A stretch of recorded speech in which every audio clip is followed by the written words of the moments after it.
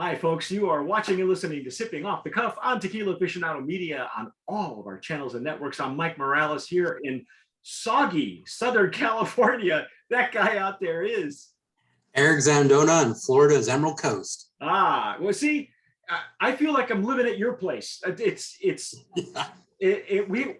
is unusual for us in California because we're having a monsoon storm, which the last time I was telling Eric off camera, the last time I got caught in a monsoon storm, I was moving from San Antonio, stopped in Albuquerque to clean out a storage unit, and got caught in a monsoon.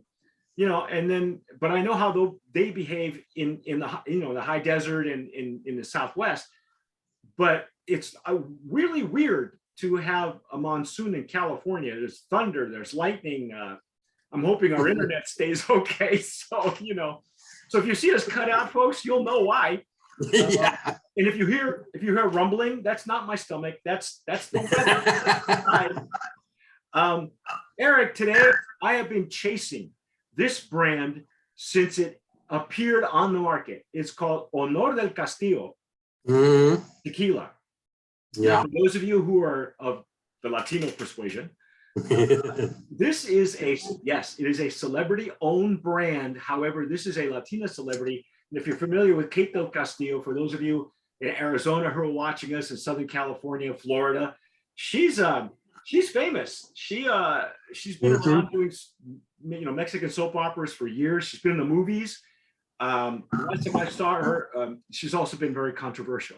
Okay, and as we go through the tasting, I'll kind of follow up on some stories. But anyway, this is coming. I'll tell you right now, it's coming out of NOM 1414. That's a distillery. It's Feliciano Vivanco y Asociados. Okay, there's a lot of information on the bottle, on the label. So you don't really need a lot of information, except we're going to taste the juice. We're going to dissect it for you. I have a high bar for this because I've been to this distillery. I haven't been to it lately because I know they've made a lot of improvements. And we have 4 expressions. So this is the Blanco. Wine in the Stasso Jarrito for tequila. And Eric just broke when we hooked up. Oh, look at that! I got bubbles. I love bubbles, Eric. Ooh. Oh, wait a minute. You already. Oh, hello. Yeah.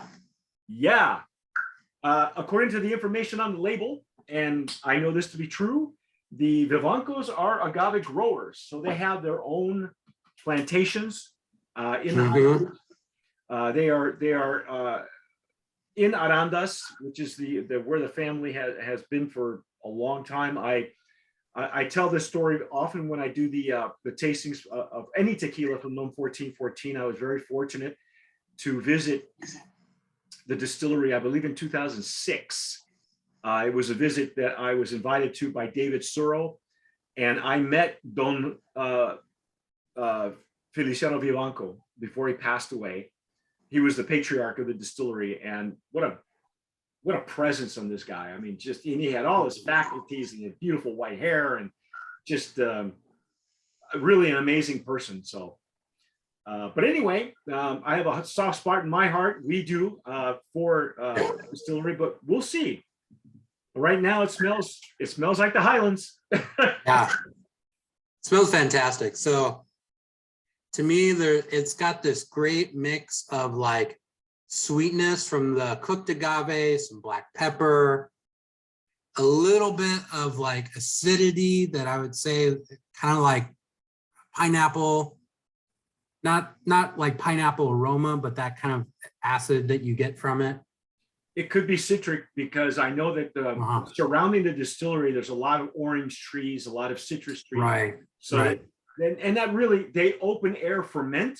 Yeah. And as the label says, they use a proprietary yeast, which I know is champagne yeast. That's their. Yeah, I could definitely see like Citrus Grove kind of that. Yeah. Yeah, the whole area. Just really lovely aroma. What a great bouquet, isn't it? Yeah.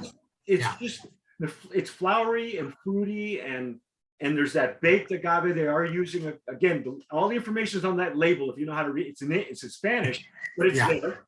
It's easy to understand. They're using brick ovens. Yeah. If you've been to NOM 1414, it's called Casa Viva Mexico. You know some of the brands that come out of there. This one has a really brighter nose than some of the other blancos that I've had from this distillery. Even brighter than Viva Mexico, which is the flagship brand of the distillery. Yeah. Which is now available in Texas, finally. Yeah, but really lovely, really a lovely aroma. So let's take a sip. Let's dive in.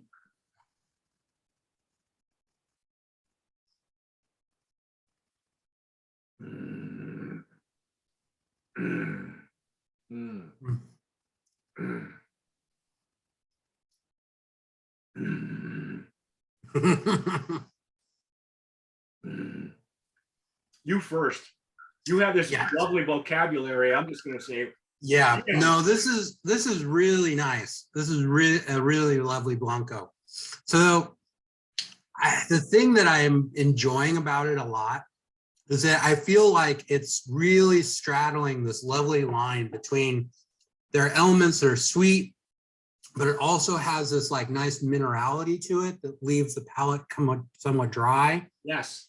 It has this great combination of flavors that are both, on the cooked agave side, but also on that bright green agave side. And so you get just this, like, it really straddles this line of balance that, sometimes you don't get in tequilas and blancos. Sometimes they lean either one way, they're really bright and green, or they're more on the cooked side. But this one gives you that really clean balance. It's got everything. It's like they took the whole palette and said, here, I like that it finishes dry. It's a little bit bitter on the back of the tongue, on the sides, not in a bad way. It's good. And it's got a nice long finish too, man. That thing keeps going. Yeah. And it just leaves a nice clean taste on your palate. The retronasal is beautiful. Yeah. The plant comes back up and and it's more baked. I'm getting more baked when I do the retronasal. Yeah. Oh my goodness, this is what a treat. Yeah. And I was hoping for that, because having, this July, we will be doing this 23 years. Eric's been with us, only a few of those years, but, we've had some really awful celebrity tequilas, and we've had, by and large, the Latino owned and fronted celebrity tequilas have been really good. The quality is really there. We've only had one that struck me as a money grab. Okay. Yeah. But this one's, oh my goodness. And I kudos to Kate. I don't know who, I don't know what possessed her to do this, but I'd love to congratulate whoever it was that geared her, that guided her in that direction. Yeah. Because this is let me read you some of this is just to give you the ins and outs, the stats and stories.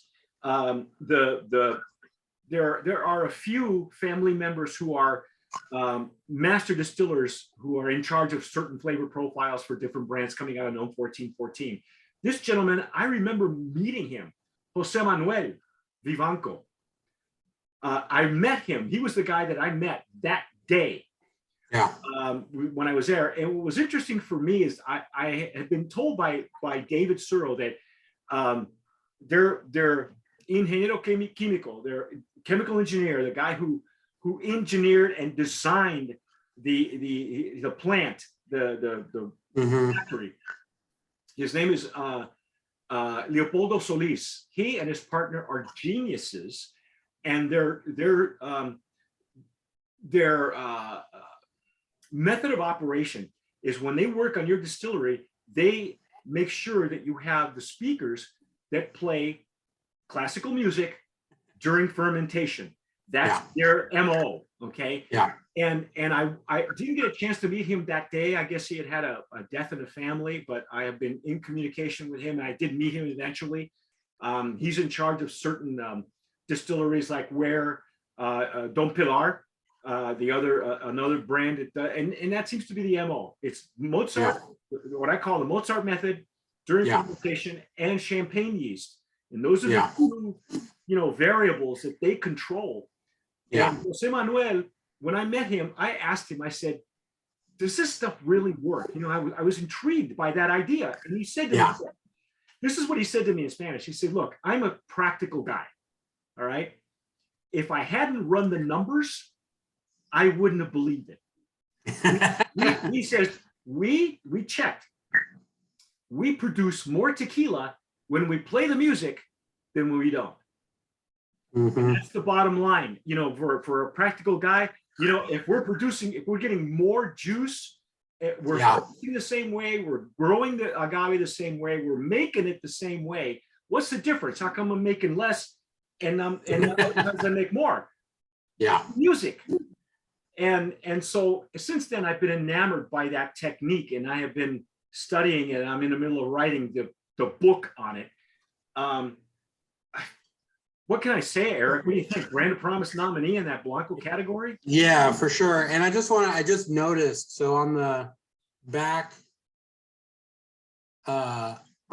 label, which is a little bit hard to see in my computer, it says in Spanish, only with honor and integrity. And I think that really comes through in the flavor. So, a lot of brands like to talk a big game about, what they're doing and yada, yada. But then when you taste it, you're just like, well, we know you're cutting corners. There's something off, right? This is really nice. Really, really pleasant. This is spectacular. Kudos to her and the CEO that we've communicated with him in the past over years. Rene Valdez is the CEO of the company. And of course, Castillo. I understand that the second season of La Reina del Sur will premiere sometime at the end of this year. That's been filming all over the world in Spanish. And I have caught the first season. Like I said, because I'm bilingual, I get a chance to do that. I've caught her. I've caught her movies on Netflix. The last time she starred in a movie, she played literally the bad guy. She gets pigeonholed in those cartel princesses or queens, She's playing those, and she was in Bad Boys 3. She actually played Will Smith's love interest that had converted him into the character he was playing in the first two movies. So if you haven't seen that one, you should.